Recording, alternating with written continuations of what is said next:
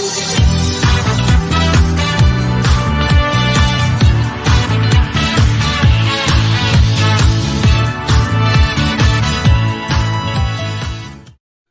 we're Right So Fred, and we're more than delighted to welcome Bob Moran. Yeah.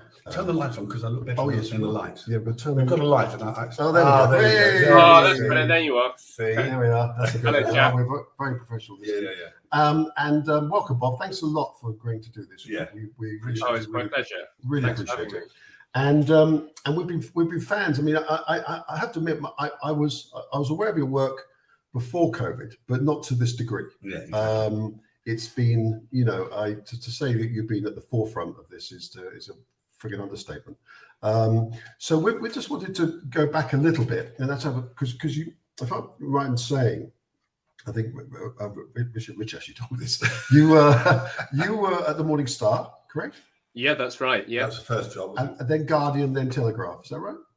yes. Okay. It was quite a jump I was from. going to say. Yeah, I was going to say. Absolutely. It's. I mean, in terms of your personal political sort of leanings, does it matter to you where you were working, or you were just happy for a gig, or It never did. Right at the beginning, it didn't matter to me too much. I mean, this world of being a political cartoonist is a tough one to get into. There's no set route, and when you're starting out, you just need work, and you need an opportunity to get published and have the experience of working to a deadline. And right at the beginning, I was only about 22, 23, and I was offered this weekly gig for the Morning Star. Didn't pay anything, but it was just socialist. Yeah, very socialist. Yeah, I mean that's the way it goes at the beginning. Yes, it is absolutely. You're right.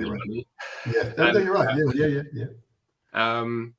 No, I mean politically, I was always more or less in the middle. Right. Some issues I'd be further right, some issues I'd be further left. Yeah, me too. And I just took the view of, well, I'll criticize whoever I think deserves it on any given day. Exactly right. Exactly. Yeah. And obviously that's changed a bit now. I mean, that was one of the major shifts for me when all of this stuff started. Yes. I cared a lot more, and I suddenly was less willing to say things I didn't agree with personally, because it seemed so significant. And also, Bob, it came right to your front door with your daughter, didn't it? Yeah, it did. Do you know what I mean? It was right in your home. It wasn't. It was actually yeah, affecting our family directly, and there hadn't been many issues like that previously that I covered in my work, and so obviously my editors and the people at the paper were very aware of my family situation because of the work I'd done for the paper about it. So initially they were very understanding. Right. But that did change over time, and there was less and less freedom and a lot more rejection of my ideas, particularly when as we approached the vaccine rollout. It was a big shift. Yes. Yeah. Well, was what they said publicly to you different to what they said maybe in the gents or over a drink? Do you know what I mean? Were they basically following the narrative because they had to, but personally they felt other things, or you never got that feeling? Well, it's interesting because I worked from home. I've worked from home for the last 4 or 5 years. Right. So I rarely went into the. Oh, I see. Okay. I didn't know. I wasn't sitting in meetings and things like that. I just have a couple of phone calls a day with the comment desk, whichever editor was working on there, and there were some interesting conversations. But definitely to begin with, we were all on the same page. Right. Very much. This is not morally justifiable at all. Okay. And they said, you take that and run with it in your work, and maybe don't worry about arguing the science too much because people will criticize that. But they were fine with me dealing with the moral issue of it all. Okay. And not just with lockdowns, but with the masks and school closures, everything. Right. Yes. Yeah. But then over time, there's this weird thing that happens where, people people get used to stuff, or it's like they can't be bothered to be angry anymore or something. Yes. Yeah, You know, and that's it true. started to I got this impression that people were kind of saying, "Oh, are you still banging on about this?" You know, I know. We get we're the all same. getting used to Yeah, wearing yeah, masks now, and yeah. I was thinking, yeah, I am. It's not going away, and it's getting worse. Yes, It's not like yeah. it's improved. No. So yeah, there was a bit of a shift there. Right. Yeah. Bob, did you feel one thing I felt was that the country that I've grown up in, I've said this before, was not the country I thought it was. Mm. That's what really struck me. Was our father was in the Second World War and all that kind of stuff, and he had this thing that he kept saying, which is, it could never happen here. It could never happen here. So I grew up with this sense that it was a very special place, and I realise now that actually it could happen here quite easily. Yes, it could. Yeah, that's the whole thing, isn't it? It wasn't. It shouldn't have been possible. And actually, people forget now. But in those very early days, in those first few weeks before the lockdown was called, everyone was more or less on the same page, including a lot of journalists, in saying, "Well, look, China are locking people in their houses. Yes. Obviously, we can't do that because we're not an authoritarian communist state. What are we going to do?" Yeah. And you were thinking, yeah, great, because we're Britain, we don't do things like that. And within a few days, it was, oh, we are doing it. And the journalists suddenly shifted. It's like they forgot that they pointed out we couldn't do it. Yes. Exactly. And lockdown was presented as this completely normal thing, as if it had always been talked about. Exactly. And it was nothing. You don't need to worry. It's just sitting at home watching Netflix and baking bread while we stop a virus spreading. And obviously it wasn't that at all. It's completely inaccurate way of describing the situation. Yeah. But yeah, I agree. It took us all by surprise. That was the thing. It was a massive. It did very much so. It did. Yeah. Yes, it did. We live in a country where it was possible. Yeah, Exactly. exactly. Sorry, go on. Oh, yeah, I just want to go back a few years. You did a really, and I didn't know this until we did sort of read a bit more about you. Yeah. You did this animated short piece called Father's Days, which is about the birth of your daughter, and how you felt about that. So, if you don't mind, I'd like to just play a little bit of that so people know what we're talking about. Yeah, that's fine. And then just have a chat about it. Okay, great. When you see all those machines and tubes and wires and hear all the beeps and alarms, that's when you realise it's a life or death situation. The doctor was very frank with me. He explained my daughter's condition was incredibly serious. She'd suffered an injury to her brain.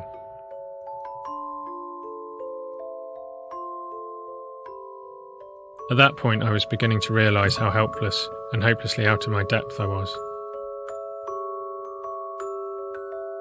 Once I got back to my room, all the emotions suddenly took over. Because dads are supposed to be heroes, aren't they? I think I was expecting to have a baby and suddenly be transformed into this person who knew how to deal with any situation. When you see all Sorry. Exactly. I found that really, really moving when I watched that. I have to say, I found it really touched me. It was. I can't imagine how difficult that must have been to make. Yeah, but absolutely. It was very hard to make, and it began.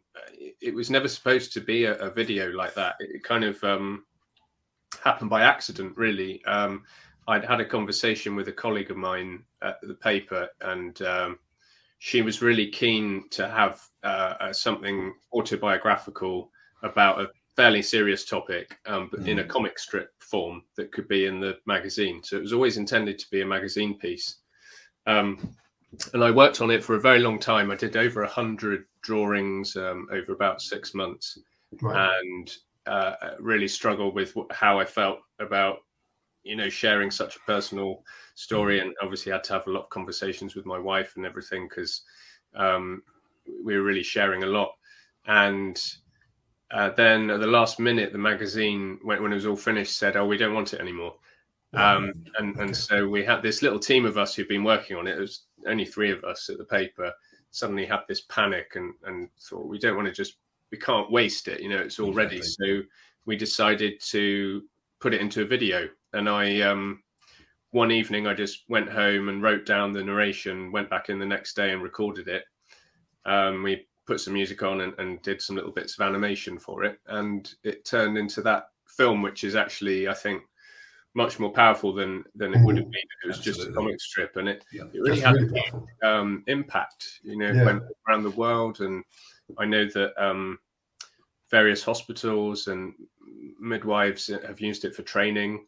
And I had loads of correspondence from other parents who've been through a similar thing, saying how much it had helped them. So, yeah, that was a turning point for me, in the sense that, thinking about my work and how I can do more than just make people laugh, or politicians. And also it really, going through that experience of our daughter being born, really informed my outlook on the situation over the last 2.5 years, in terms of balancing risk and not giving into fear. Exactly. Well, it's interesting because my partner was HIV for a long time, and a lot of that would have been the same. You were talking about the interaction that your daughter would have had with medical staff and all that kind of stuff, which was with gloves and visors and all that stuff that she wouldn't have understood at all. Yeah. And the degree to which that would have distanced her from the people that were caring for her. And my partner would have felt exactly the same. Fortunately, he passed before all this happened. But he wouldn't have understood it either. He was 45 at the time. That's same as our mum, who had Alzheimer's. She wouldn't have understood it. Trying to explain to mum, you've got to wear a mask and we have to wave to you through a window, which actually I have to say I would never have done. But anyway, we would have driven the car straight through the window. I would have reversed my car through the front door. Absolutely. Fuck that. Yeah. It's very hard, isn't it? Because medical care and nurturing somebody who's ill is about so much more than just drugs and treatment and monitors. Yes.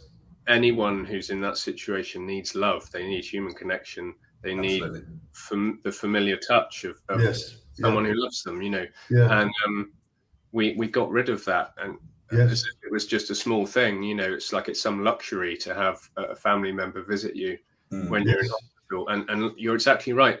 So many of these people are in situations where they don't understand. They don't know what's going on. It's completely alien to them. People in old people's homes, people who are suffering in hospital, who are really ill, they don't understand that this is all being done to stop essentially a cold spreading. It was so cruel. It was so cruel. And also, I mean, we've seen pictures in the papers and on the media a year or so ago of elderly people waving at relatives through the window, and it was really. I agree with you. It was, and interestingly enough, I saw a quote from Fauci because I'm reading Kennedy's book, the real Anthony Fauci. And Fauci said, words to the effect. I'm paraphrasing here, but he said, they were talking about the consequences of lockdown and everything, and he said, "Well, I just do medicine. I don't do politics." Right. And there's this. Seems to me a complete, as you quite rightly said, a complete absence of understanding that the two are deeply interconnected. Yes, completely. It's not just a question of pills and the knife and the needle. It's the whole holistic thing. And when I was in hospital, having somebody sit on the bed would have been great. Yeah. And just how you're feeling and a cup of tea and all that. Absolutely right. But all they do is they come in and out with their machine and press all the buttons and then they leave. Yeah, of course, the other thing is that I think it's really important that you allow family into hospitals and into care homes, because they act as a kind of monitor. That they're an in between. Exactly. If something's not being done right, which we know in some cases people aren't cared for properly, or make mistakes or whatever. If you've got family going in there, they're the ones who can pick up on it. They're the people who can say, "Hang on a minute, this doesn't seem right," or "I think you've given her too much of this drug," or whatever it is. Yeah. And they took that away as well. So no one had any idea how their loved ones were being treated. No, exactly. Yeah. And it's what you're saying, Bob. It's about there's this element, this risk aversion, which when you take it to the extreme becomes absurd. When our mother was in hospital, we took some flowers in. And they said, "Well, you can't bring flowers. You can't put them in a vase." And I said, "Well, she's not going to drink the bloody water. She just wants to look at the flowers. Just wants to look at the flowers, And it's this kind of. I remember when my partner was ill, back in the day, they would allow your dog into the ward, up on the bed, Yeah, there would, because it was a comfort. Yeah. I think you'd probably have a hard time doing that now. I remember, they used to do that sort of thing. I remember, was it Mary Berry, I think, giving an interview about how she was very ill with polio, wasn't she, as a child? Yes. Yeah. She talked about how they allowed her pony to visit her in hospital. Really? Oh, wow. You know, even more extreme than a dog. And because in that, sorry, Bob, in that connection, for elderly people, some care homes actually allow dogs, and they have specified local people who volunteer their dogs or their pony or whatever it is into the unit, so that elderly people can connect. And I think it's what you said earlier is really, really important. And one of the things I think about this process that we're going through, I don't know how you feel about it, it's all about distancing. It's all about division, and it's all about separation. And in Naomi Wolf's book, one of the things she said, which I hadn't really considered, which is that the big pharma and Silicon Valley have no interest in us sitting in your front room and talking. What they have an interest in is this, because they can monetize this and watch it. And watch it. So they have. That's why I believe. And I don't know whether you agree or not, but that's why I think everybody was encouraged to connect through the phone, through the Zoom, through StreamYard, and everything else. That's why churches were closed, gyms were closed, pubs. So what I was going to ask you, going back to your childhood, how old were you when you first thought that you wanted to express yourself through cartoonery? Can you remember what triggered it, or did it just seem automatic to you? It was very early. I mean, I always loved drawing from a really early age, and sort of as soon as I started to draw, I would try and draw funny pictures. You know, I sort of had, I don't know where it comes from, but I had this drive to just create images to make people laugh, you know, and I would draw pictures of my grandparents and my parents and teachers. And all the teachers at school. I used to have trouble at school for drawing teachers in my books and sometimes graffitiing on the desks. I remember once I drew a cartoon with a Tipex pen on a desk in a Latin lesson at school, and had to have a detention after school, and I was made to sand down the whole desk and revarnish it. And revarnish it. Which is, and I saw a few years ago the teacher who supervised me doing that, and I said, "You realise that would probably be the most valuable desk in the school now if you can." Absolutely, a bit like a Banksy. Exactly. No, I wondered about that because because you graduated from Falmouth, didn't you? That was where you. That's right. Yeah, where you started, and so it was. And you were talking. I didn't realise you hadn't got paid for the Morning Star job. But what age were you when you realised that was going to be your future? That you knew your gig, that you didn't want to work as anything anything else. But in a way, that this wasn't a hobby; it was something you actually wanted to do. Yeah, exactly. I was about 13 or 14, I think, at school, and had a really good art teacher called Andy Denham, who one day he just brought in some of his books of Gerald Scarfe. You know Gerald Scarfe? I like Gerald Scarfe. Yeah. Worked for the Sunday Times for a long time, and he brought in these books, just put them in front of me, and said, "I think you should look at these and think about what you want to do, you know, in your future." And then I came back in the next day and I said, "I think I want to be a political cartoonist." And he said, "Yeah, I think you probably should be." How do I do that? He said, "I've got no idea." That's pretty cool, man. I mean, with the sort of teachers we had, that conversation, you would have got slapped around the head and sent down to the job centre. Yeah, exactly right. Well, there were a lot of other teachers who really didn't support it and thought it was insane for me to be trying to embark on that career, you know. And it is a niche market. Very lucky. My parents were always so supportive, you know. My mum and dad knew that that's sort of who I was and what I wanted to do, and so when there were conversations with teachers about, you know, he's throwing his life away trying to do this, he'll never succeed. my parents would just say, well, that's what he's going to try and do. So, right. that's it. Yeah, exactly. Exactly. Did you want to play another? I can see the little arrow going up. Yes, I thought the Brilliantly Difficult is the documentary, isn't it? Yes. Yeah, that you guys are in. Yes, and Yes, we also, are actually, aren't we? and Yeah. we When I was did going through it, I forgot. I forgot. I thought, I remember doing that. and we did a podcast with Brad. Brad from 5 times August. Yeah, Yeah, So yeah, it's a love bit- Brad. He's brilliant. Yeah, he's. We think Lyrically, it's his "Geez, What Happened to Us." I think it's just a stroke of genius. absolutely, yeah. And for people that don't know, there's a great documentary to do with Bob's work, and this is a clip from it with soundtrack from 5 times August. Just played a little clip of this. Everybody head down, pick yourself a pronoun. Join the resistance on government assistance. Stop all the hate as you advocate violence. Block and suppress anyone who wants silence. Take what you want, cause what you want is what you own. Call everyone a fascist till they're all controlled.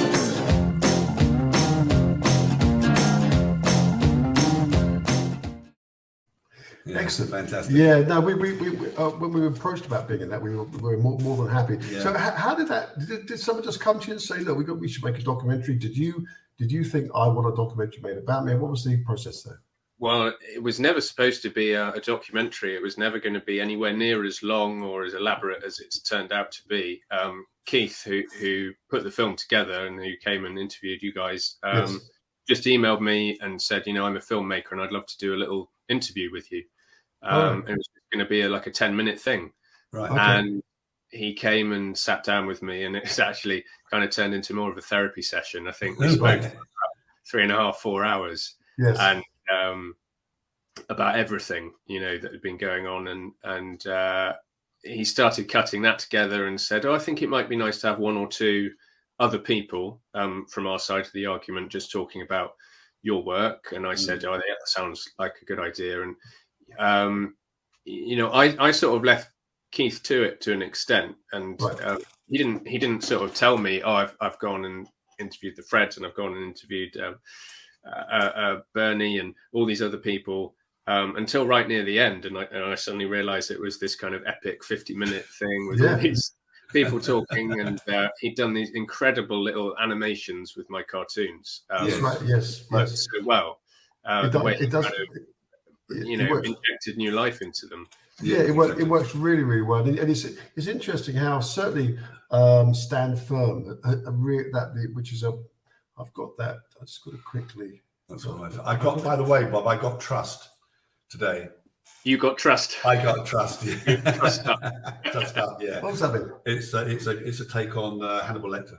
That's Oh, my right. latest one that I put Oh, out yeah, last I've night. seen it. Yeah. Yeah. All right, I'll show you later. I'll just quickly play a little clip from the documentary about Stand Firm, so people know what we're talking about. Yeah. But this is a piece of work that's clearly made a massive impact. If you want a study in light and dark, you come back to something like Stand Firm, which is an extraordinarily powerful piece. Probably the most powerful artwork I think I've ever seen. So it's a cold, sinister, very well realised devil looming up in blue, holding a syringe, and a mother shielding her young child. Her feet are firmly placed on the ground. She's pushing her child behind her. The child is trying to peep around her. I couldn't believe that somebody had captured so beautifully the emotion that I felt that was driving me in that campaigning, calling for a judicial review of the vaccination of children. I thought we lived in a society where everyone agreed that we put children first. That hasn't happened. And so, on the one hand, I'm trying to frighten them. I'm saying this is a very scary, serious situation we're in. It's very dark, it's very bleak. But at the same time, you need to be strong. You need to stand up and defend your children, the people you love, because no one else is going to do it. It's just you.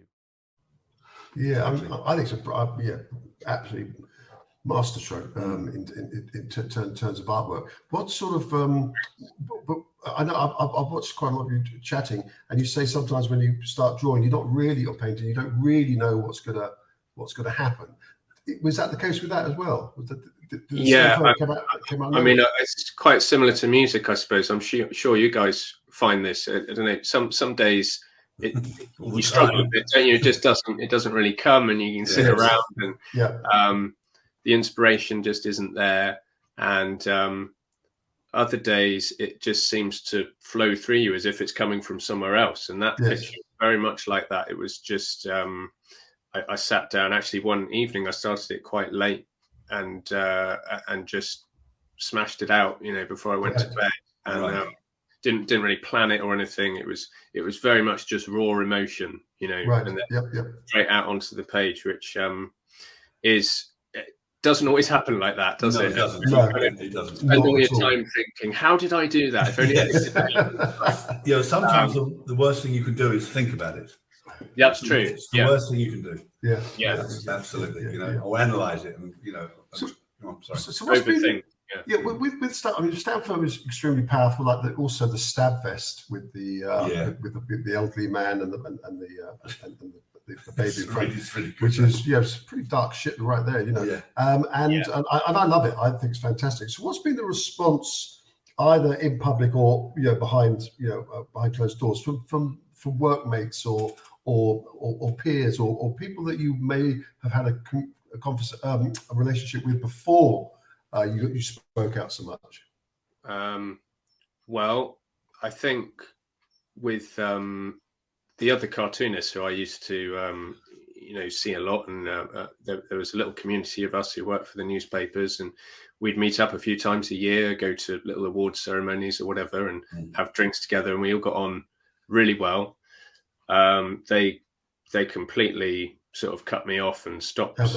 They either stopped talking to me, or actually some of my most vicious attacks on social media came from those other cartoonists.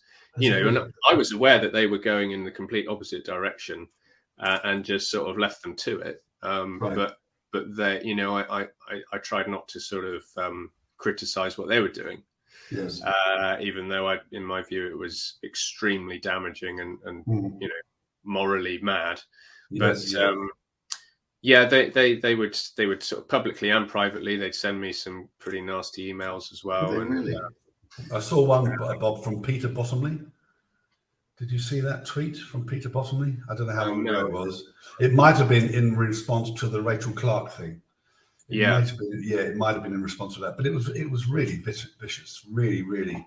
And one of the things I've noticed, I don't know whether you agree, but when I see a lot of the Edwina Curry and Piers Morgan quotes and all that stuff back in the day, they were really, really nasty. Yeah, Andrew Neil. Vicious, isn't it? Yeah, it was really vicious. And I'm still waiting for an unvaccinated person with myocarditis. So it doesn't seem to. They don't seem to be appearing. No, they're a rare breed, aren't they? They are a rare breed. Yeah. Have you had, that was the thing, isn't it? It's like, do you not people not understand that this stuff is not going to age well? I mean, we had this climate of hysteria where people had kind of inverted their moral principles, but you think that there will come a time when the truth comes out and people have calmed down and they look back on this stuff, and you're not going to look like very nice people, and the thing is, it's all there, right? We've got the receipts, it's all on record. It's not like back in the sort of early 20th century when eugenics was a big thing, and there were loads of celebrities and politicians and people who sort of threw their weight behind eugenics. But it was very easy after the Second World War, when it had reached its kind of horrible conclusion and they all wanted to backpedal. It was much easier then to just erase the things they'd said and get rid of it. And if you read their biographies and things, there won't be any mention in there. But it's not like that now, because we've got the internet, we've got Twitter. Yes. We know what all these people said. Yeah, exactly. Yeah, it's extraordinary. One of the things you said, Bob, which I think is really true, is you were talking in an interview a while ago about when somebody disagrees with you, you're just a cartoonist, you don't have any right to speak. Do you remember this? This kind of stuff. And I was talking to somebody while I was actually shouting at them in the street. And he said, I suppose you're an expert, are you? And it's a really weird that we've got into this place that you're not allowed to speak unless you're an expert or an epidemiologist or a pathologist or a neurologist or something. So have you found that? I imagine you probably have. You have no right to speak. I mean, you guys would have had the same thing, or you're a couple of musicians. What do you know about viruses? where did you get your epidemiology degree from? Yes. You know, and I had the same thing all the time. I mean, less so now, but there was a period where every time it would be, I think I'll listen to the doctors and experts, not the cartoonist. Yeah, yeah. Thanks. I know. Again, but I'm not really talking about the science here and the data. Exactly. I'm talking about basic ethics. And you know, there was this attitude all of a sudden that science and numbers and graphs somehow trumped morality. So oh, you don't need to worry about whether it's morally right or not, because some scientists have made a model and shown us some numbers. Yeah. And you think, this is insane. This is so dangerous. Yeah. The two have to act together in balance. That, you know, and people couldn't see it, and no one tried to ever come back on the moral argument. You know, when you said, look, people will die because of the lockdowns, and the government know that they're going to die, so that is ethically disgusting. We can't do it. Now, you can argue we need to do something. Fine, I don't think we do, but can you not see that we can't do this? It's not right. Yes. Yeah. And they would never come back with that. They never try and argue the point and go, oh, you know what? Actually, it is okay to just kill people. Yes. Spreading that they wouldn't do that. They'd just throw some more papers and research at you and numbers. And you go, that does not do anything for your argument. You're not helping yourselves here. No, in a way, Bob, I think it's these arguments were two. You've got the efficacy of the vaccine, which everybody became obsessed with, and whether it's got nanoparticles in it and everything else. And it's the moral argument, which you're talking about now. And the two, in a way, I think the talk about the vaccine as to whether it worked or not detracted us from a much more important issue, which is the one you're discussing. Yeah, it's the same with lockdowns, with the vaccine, with the masks. People became obsessed with, do they work or not? But the point was, it didn't actually matter very much how well these things worked. It didn't make them right. No. Still, you know, with the vaccine, I suppose it's slightly different in that, you know, however dangerous you think the illness is, so however much you think we need a vaccine. Right. It's not a vaccine anyway, but some kind of cure. Yeah. And however effective you think the thing you've come up with is at stopping people having this illness, the level of danger is totally separate. And so we're supposed to have bodies of people around the world whose job it is to look at new drugs, especially brand new drugs like this, and never been given to people before, and decide is the level of danger to people, is the potential risk to people sort of behind a certain line. You know, is it safe enough that we can justify saying everyone must have it? And it's really obvious that those people didn't do their jobs. They completely failed. And people argue about, well, the important thing is everyone should have a choice. Actually, with this, it's not really like that, because those safety regulators should have stepped in and said, we can't roll this out. I'm sorry, but it's just too risky. It's too dangerous, especially after the first month or so. Absolutely. The data was there, like people could see what was happening, and that those safety mechanisms weren't in place. They should have said, right, we're pulling this, and it's back to the drawing board, and we'll try and make another one. You know, you don't have to say, no vaccines. Don't just make a different one. Make it a better one. Absolutely.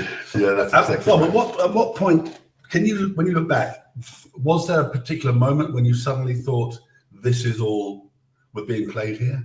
Was there a moment, or did it creep up on you? There was a moment, yeah. So I kind of was initially skeptical and just thought this is all a bit odd, because obviously working as a kind of half journalist, half artist, I'm always looking at the news, and I'm always kind of analysing certain stories and thinking, how significant is this? How long will it last for?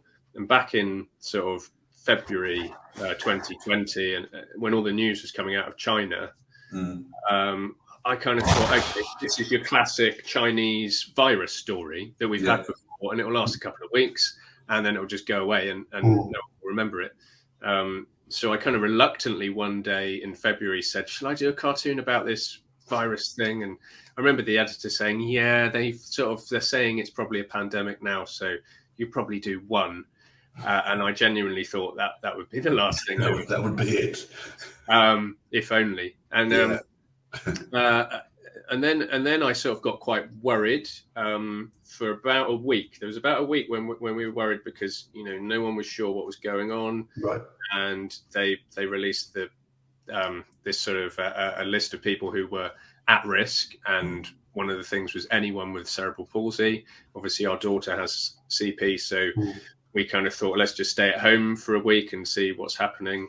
And then I sort of dug into it a bit, and I saw a few interviews with Peter Hitchens was one of the first people I saw, right, pointing out that it didn't really make any sense. And then Sucharit Bhakti, he was brilliant early on, and so I thought, what's going on here? But my initial thought at that point in those first couple of months was, I think this is sort of politicians facing off against the media everywhere, and it's like the media have set up this unwinnable game between governments of different countries of basically who can get the lowest number of deaths, and it's like no one's going to win. And I was thinking, how are they going to back out of this? But then I thought, well, at this stage it's quite easy, because once we get to the summer, there'll be no need for them to do anything. They can just say, they don't even have to come out and say we made a mistake and actually we didn't need to do any of that. They can say it's summer now.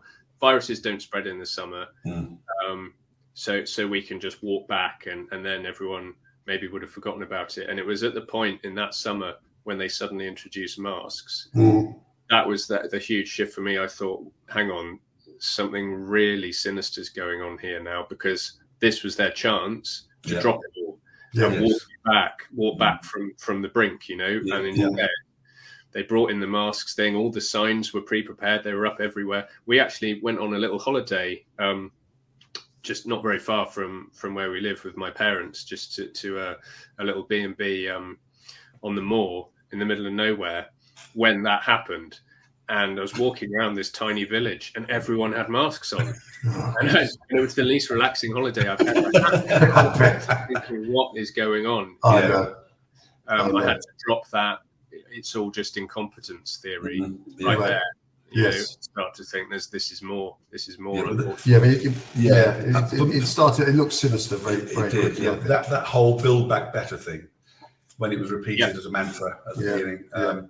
And then Boris Johnson's bizarre "Build Back Better" in a more feminine way. I don't even know what that means. I don't think he knows what it means. What does that mean? So, but I agree with you. You could sort of tell from looking at the clips that none of them really knew what it meant as well. It was clearly just something they've been told to put into their speeches. Yes, exactly. And the whole theatre of it, where the masks were off before the cameras were rolling, and then they were on, and then they were off, and then at certain events, it's the waiting staff, and they've all got masks on, but no one else has got masks on. And you think, okay, so the rich and powerful don't get this virus. Did you ever see that clip of the orchestra with the flautists? Yeah, playing it through the mask. Through the mask. Yeah, I know. So I agree with you. But also, Bob, as you say, it was a kind of suspension of logic. Once you know what I mean? It was just a suspension of logic. I went into the supermarket the other week, and the guy was still wiping down the handles of the baskets. I mean, well, I don't know. And I just was it me? Yeah, and I laughed, and he said, "Well, many people have touched these." And I just thought, we're going mad. There's a neighbour of ours who thinks we're the devil's incarnate, and she's a big fan of the Daily Mail, which she mentions often. She's a proud reader. And she actually said the other day, and she's been very ill, sadly, after her the fourth jab. And she said, well, her quote was, "At least I took one for the team." She didn't mean it what does that mean? She didn't mean it in a good way, Bob. No, not a fun way. Not that fun way. Not a fun way. No. Yeah, and I just think we've got this man. So that's how you get monkeypox, of course. Yes, exactly. Monkeypox by taking one. I should have mentioned that too, actually. Exactly. I've heard that. I've heard other people say similar things. This extraordinary idea that is a symptom of this overarching thing they've pushed on people, that you as an individual don't matter. In fact, you're a kind of dirty problem in the world. You're an inconvenience, and you're just a spreader of harmful germs. And the government is sort of and the scientists, the wonderful scientists, are desperately wrestling with how to deal with you. All these problems are from you, and that's why people are harmed by this stuff, and they kind of feel like, oh, I probably deserve it. That's what they've done. Made people feel like they deserve it somehow. I agree. There is for the greater good. Dare I say, is being the mantra, and a lot of people are buying it. I mean, it's pretty scary. So you mentioned your family just a few minutes ago when you went off for a short break. Are they all on board? Have you had any fallings out with immediate family or? I'm very lucky. All my family are completely on board. Oh, wow. So my parents, and I've got 2 brothers, and they're married, and we're all of the same mind, which I know is incredibly rare. It is very rare. Absolutely. So, that's been wonderful. That is fantastic. Well, it's been really, really lovely speaking to you, Bob. Thank you so much. Is there another clip before we go? Well, would you want to finish on a clip? Yes, we can. Let's finish on a clip. We can finish on a clip. Well, I'm just playing this off my spontaneity sheet here. This is another clip from your documentary. 1 second. Very few people have stood up and said, you know what, I don't care about my income. This is more important to me. You're being lied to. We needed someone to question the validity of what the mainstream media was telling us. So Bob is pretty much in a field of his own, doing the things that satirical cartoonists were always supposed to do, which is afflict the comfortable and comfort the afflicted. Because he's the only one who dares poke his head above the parapet. Absolutely true. That's quite a good note end on actually. Yeah, absolutely. James Delapore is 100% right there. Yeah, 100% right. Yeah, I like James. Yeah, more power to you. Love James, and I'd say the same thing about you guys. Thanks so much for what you've done. No, it's an absolute pleasure. Yeah. Nice to talk to you too. Yeah, thanks for coming on the show, because we're newbies at this, and so we appreciate you coming on. You're doing really well, and I hope it goes from strength to strength. Thank you. Our position is the less you know, the better. It's a new policy. It's a new policy. We're taking it from this trust. Trust. Exactly. All right, but have brilliant. We love the family. Have a great weekend. Yeah. Thanks, chaps. So I hope to see you soon. Yes, thanks, Bob. Take care now. Cheers. Bye-bye. Bye-bye. Bye-bye. Cool.